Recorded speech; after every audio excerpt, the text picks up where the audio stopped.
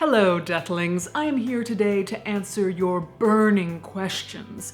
Your questions about burning. Cremation.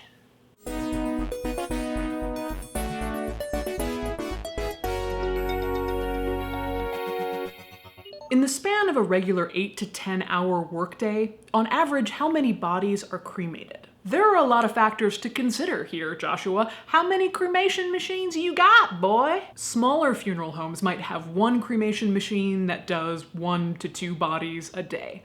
By contrast, there are high-volume crematories that have 4 to 5 cremation machines running all the time, day and night. In my personal experience, I'm gonna say that most cremation machines cremate from 3 to 5 bodies each every day. The crematory I work with now just got a new machine. Check out this iPad-like touchscreen on the side. This machine goes a lot faster, cutting down on cremation time, which, but it also uses more gas per cremation.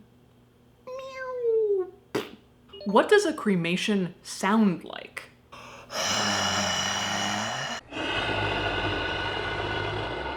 I do a killer cremation machine impression, I've been told. Not very convincing? Okay, fine. I'll just play you a clip of what a cremation machine sounds like.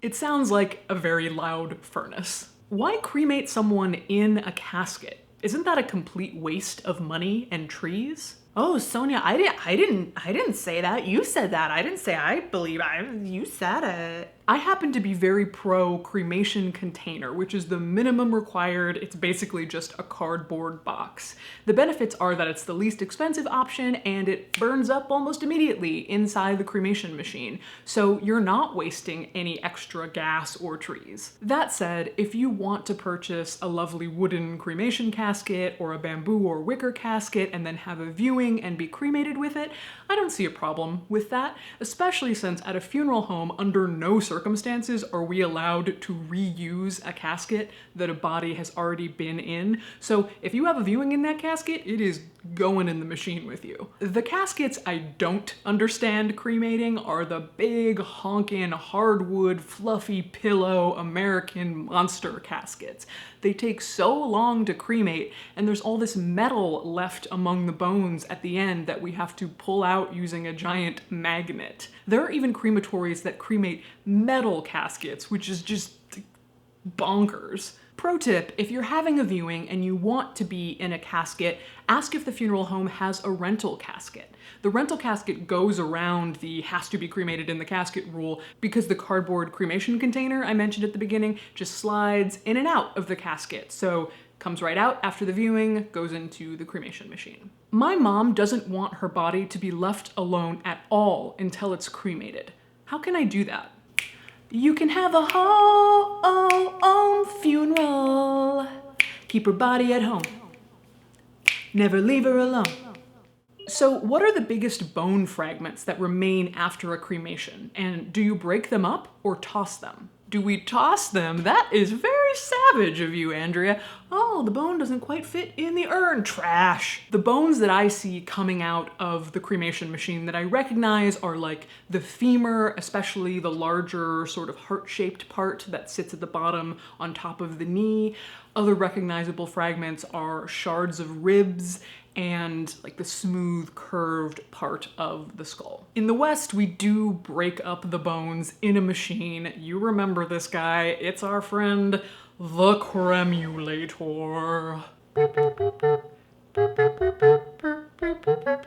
That machine is what grinds the bones down into ashes, and yes, it will be legally required that we do that most places. I would love to just give the bone fragments back to you intact, trust me. Speaking of tossing the bone fragments though, I recently learned that in Japan, where for the most part they do put full fragments into the urn, the ones that don't fit do just get left behind at the crematory where they're either scattered or buried. Have you ever found anything odd left after a burning? After the burning.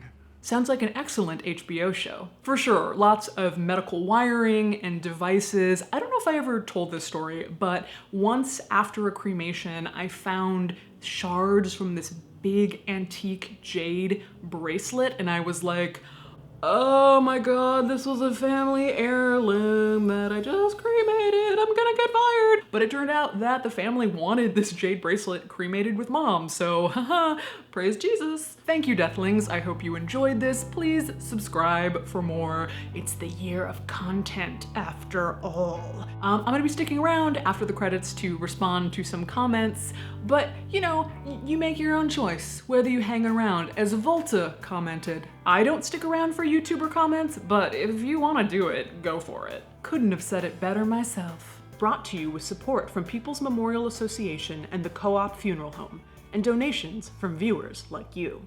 Okay, guys, we now know that 100% Volta is no longer here. He or she never sticks around for YouTuber comments, so we can finally all say the things we've been thinking. I'll go first. Volta, your parakeet is offensive. There, I said it. Do you talk to the dead bodies while you prepare them for services?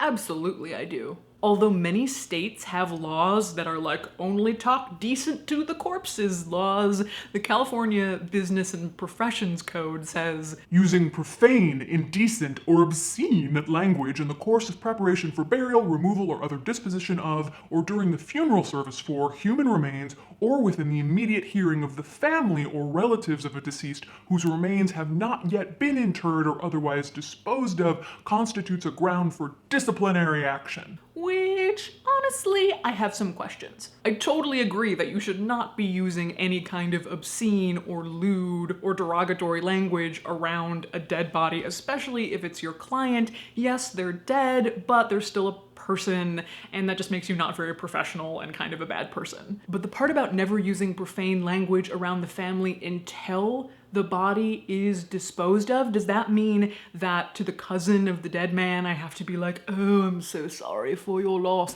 but as soon as the body goes into the cremation machine and the door closes, I can be like, suck it? How does that work? I'm going to need to see just a video of her singing the song Cruising Together. You're going my way. You're gonna fly away. Glad you're going my way. I love it when we're cruising together. I love it when we're cruising together. I will share the family secret to orchid care. Once a week, put 1 ice cube on the soil and water the plant. Do not be tempted to give it more. Only 1 ice cube or it will die a horrific death. And that is the secret. I got a lot of your orchid is not really dead truthers in the comments, but this was the weirdest suggestion, so we're gonna try that one. Let's do it.